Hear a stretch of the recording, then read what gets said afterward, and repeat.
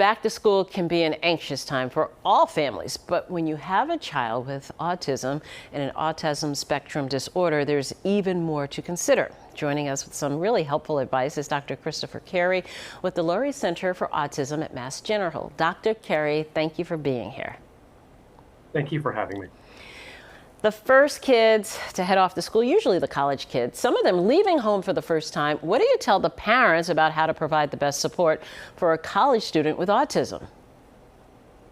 Well, every person needs different types of supports, and it's important to start with an assessment of what are the particular challenges for that individual, that young adult with autism spectrum disorder, looking in three major areas. The first of which is what sort of academic supports are in place or needed. Are there any social supports needed with making friends or interacting with school administration? And are there any supports that are required in terms of living on your own for the first time if an individual is living in the dorms?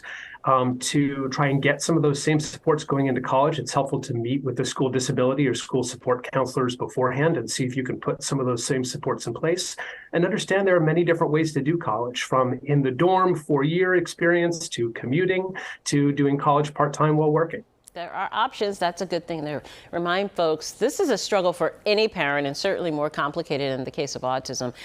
How do you know how involved to be?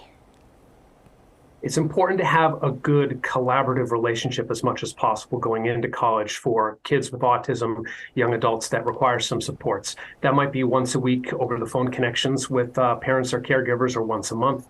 And it can be helpful to have other adults in that person with autism's life for people them to check in with. That might be a coach, a therapist, a scheduled meeting with the school disability or school support counselor service. That collaboration can be a big predictor for success, but it's important for caregivers to also recognize this is a time for adults with autism to step into their role as self-advocates and make some space for them to do that. And talking about it in advance always helps. Families have probably come up with some good strategies to manage that anxiety, over the years, but how do you do that when you're separated by miles? Keeping the connection is really key. Keeping those phone check-ins, keeping those times to connect with parents. If there are relationships with individual therapists or mental health providers, keeping those relationships if possible, and forging new relationships. Maybe finding a particular club or organization at the college in that person's particular interest to develop relationships. It's easy to get isolated going off to college, and important to keep good, healthy habits like good, adequate sleep, healthy habits around studying, and self-care. It's okay to struggle some going off to college. It's normal. It's a time of growth.